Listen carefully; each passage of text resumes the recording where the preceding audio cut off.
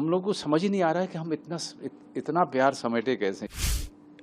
Film की सफलता और असफलता डिसाइड हो जाती है उसके बजट से। मुझे चुप रहने के लिए बोला जाता है और कहा जाता है कि आपका पैसा तय हो जाएगा और त्रिपाठी जी को बता दिया जाएगा।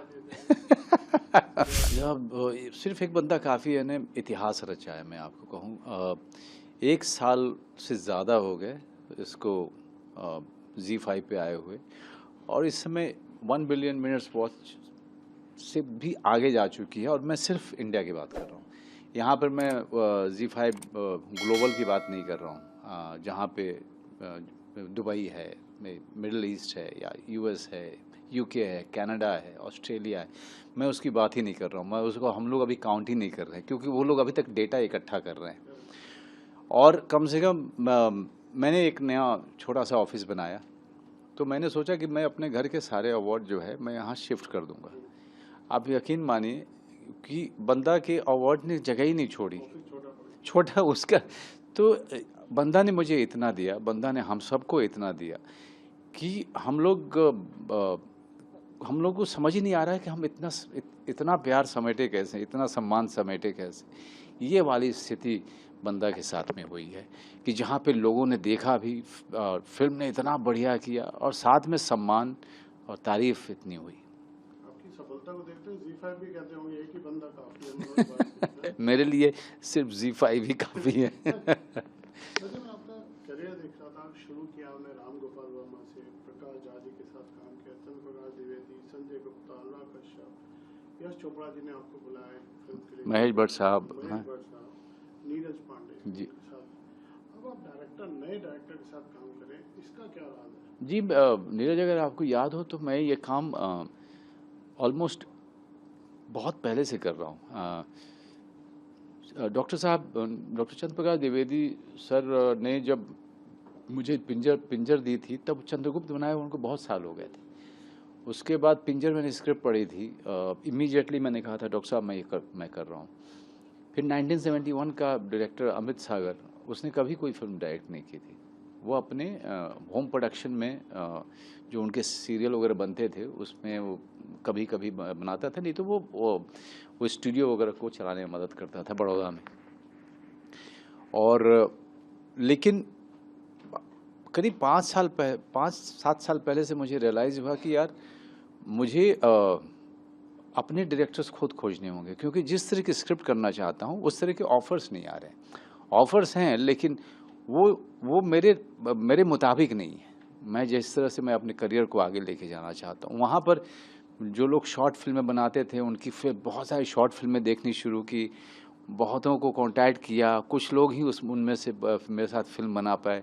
देवाशीष मखीजा इसका सबसे बड़ा एग्जाम्पल है। मैंने कन्नू बहल, जिसकी फिल्म आने वाली है ZEE5 पे ही, RSVP प्रोडक्शन है, डिस्पैच, उसको भी मैंने कहा कि भाई तुम मेरे साथ फिल्म बनाओ, तो डिस्पैच हुई।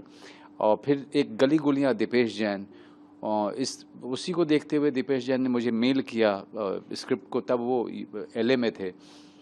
तो मैंने स्क्रिप्ट पढ़ी, इमीडिएटली मैंने उनको बुलाया। चाहे वो अपूर्व सिंह कार्की हो, जिसका मैंने YouTube पे TVF का आया था वो एस्पिरेंट, और इंडस्ट्री के लोगों ने नहीं देखा था उस समय तक जब ये आया। तो और मैंने वो देखना शुरू किया किसी के कहने पे, सनी हिंदुजा के कहने पे। और आप अपूर्व सिंह का, और मेरे पास जब कहानी आई, सुपन वर्मा मेरे पास लेके आया था, तब मैंने कहा डायरेक्टर कौन है, तो उन्होंने कहा कि भाई डायरेक्टर और राइटर तो तुम ही चूज़ करके बताओ कौन चाहिए।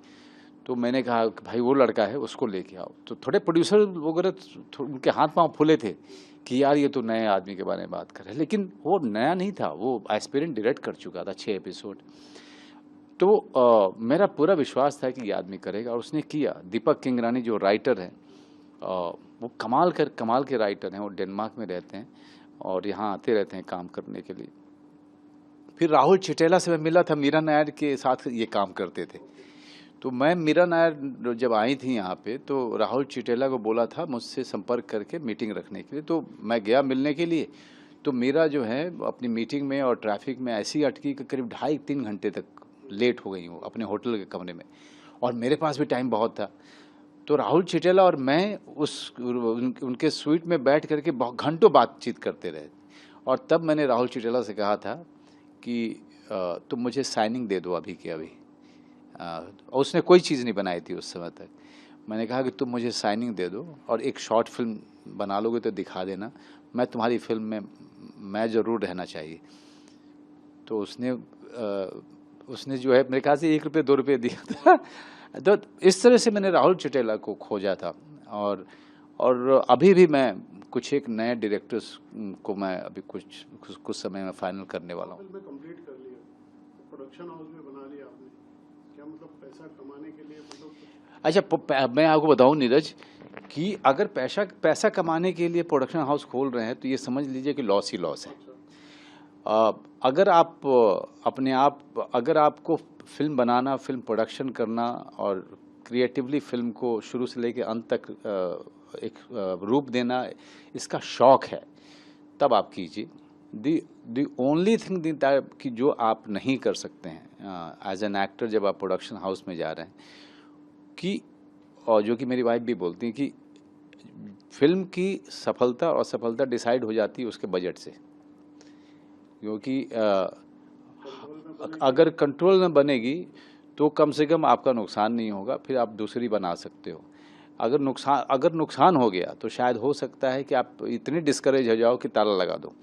क्योंकि कोई भी अपनी मैं एक्टिंग में पैसा कमा करके मैं लुटाना तो नहीं चाहूँगा। तो एक एंटिटी अलग है। हम तीनों का शौक़ है, विक्रम खक्कर का सिनेमा बिजनेस का, फिल्म बिजनेस का शौक़ है, शबाना का शौक़ है प्रोडक्शन के तरीके का काम में इन्वॉल्व होने का और एक्टिंग करने का। मेरा सबसे बड़ा जो पैशन है वो एक्टिंग है। लेकिन मुझे भी मज़ा आ रहा है किसी फिल्म की राइटिंग से लेकर के अंत रिलीज तक, उसके बिजनेस एस्पेक्ट में भी चीज़ों को देख करके मुझे अंत तक जाने में बड़ा मज़ा आ रहा है। तो मुझे लगता है कि अब इतने दिन तक सिनेमा में काम किया तो यही एक चीज़ है जिसको हम पूरी तरह से जानते हैं। मतलब लाइटर नोट पे ख़त्म करूँगा कि सिर्फ शबाना जी जो प्रोड्यूसर है और एक्टर मनोज वाजपेयी से कोई डिस्काउंट मिलता है? कुछ उल्टा तो मुझे चुप रहने के लिए बोला जाता है और कहा जाता है कि आपका पैसा तय हो जाएगा और त्रिपाठी जी को बता दिया जाएगा।